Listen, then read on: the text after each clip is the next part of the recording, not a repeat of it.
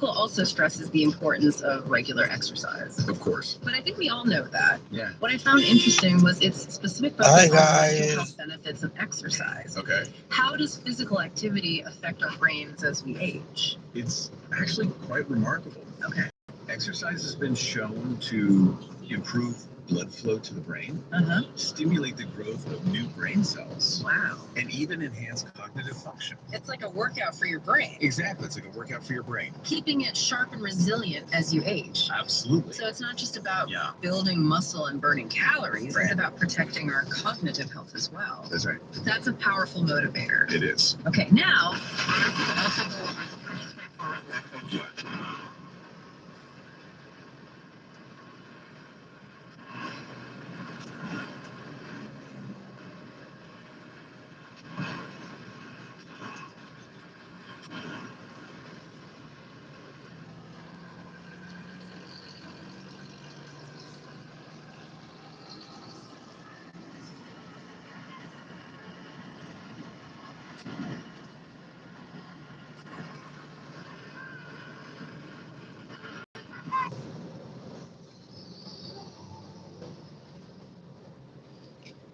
Hi guys, अस्सलाम वालेकुम। It's not just about life. It's about accelerating. उम्मीद है कि आप लोग खुश होंगे।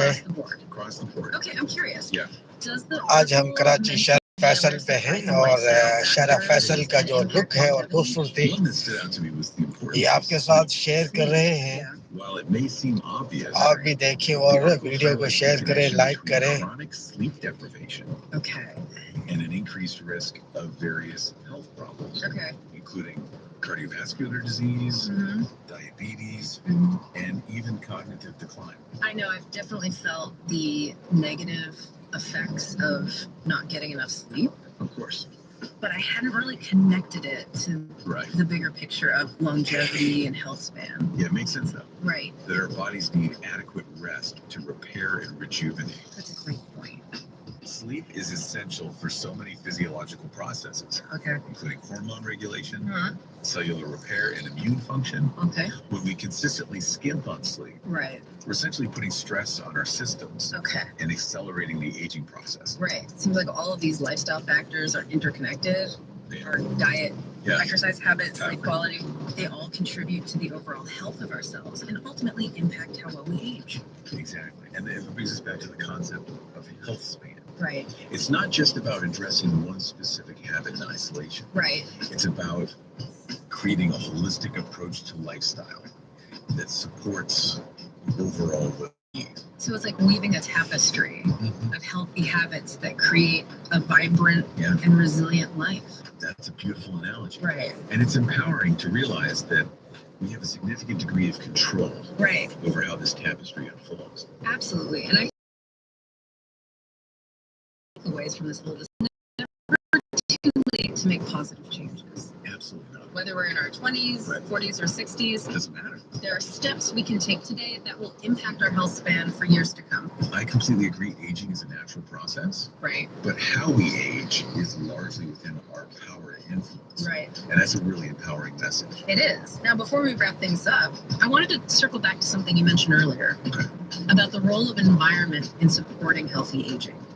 What did you mean by that?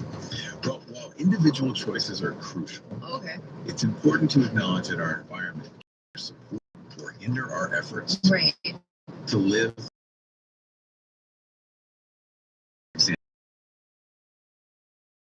food, safe places to exercise, and strong social connections can all make a big difference.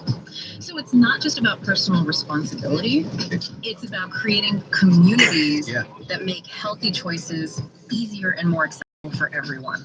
Exactly. And this is where things get really interesting. Because if we can shift our focus from just individual actions to also considering the broader societal factors that influence health span, we can potentially create a world where aging well is the norm, not the exception.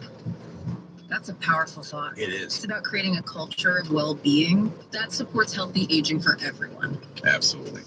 Now, I know you always like to leave our listeners with a thought-provoking question. I do. To ponder. Yes.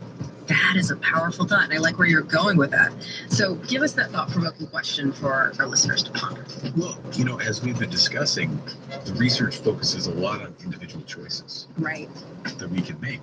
But what if we flip the script for a second? Okay. Instead of asking, what can I do to live longer? Right.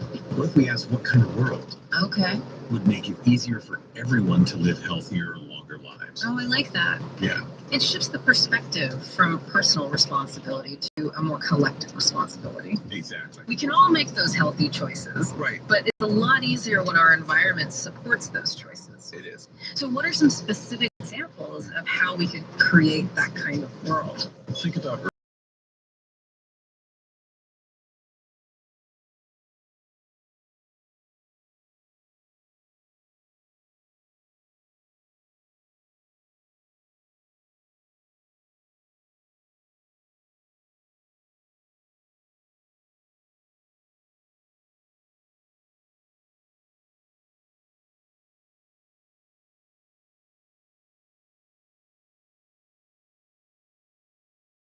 where those choices are woven into the fabric of our daily lives. I love that. It sounds a little utopian. It does. But it's an exciting thing to strive for. It is exciting. Yeah. And it's important to remember that even small steps in that direction can have a ripple effect. Right. We can advocate for policies that support healthy communities, support businesses that prioritize employee well-being, and even just make conscious choices in our own lives that align with those values. That's a great reminder that we're not powerless in this equation. That's right. We can all contribute to creating a world that supports healthy aging, both through our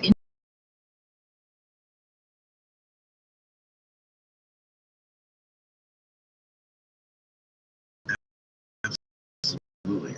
And that's what makes this goal where we can all thrive and live our lives to the fullest for as long as possible. Well said. I think that's a perfect note to end on. I agree.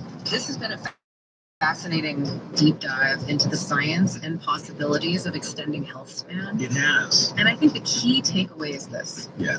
We have more power than we realize to shape our own aging journey, both individually and collectively. Absolutely. So keep learning, keep exploring. Yes. And keep making those choices that support a longer, healthier, and more vibrant life. And who knows, maybe one day we'll look back and wonder why we were ever so afraid of getting older. I like the sound of that. Yeah. Until next time, stay curious.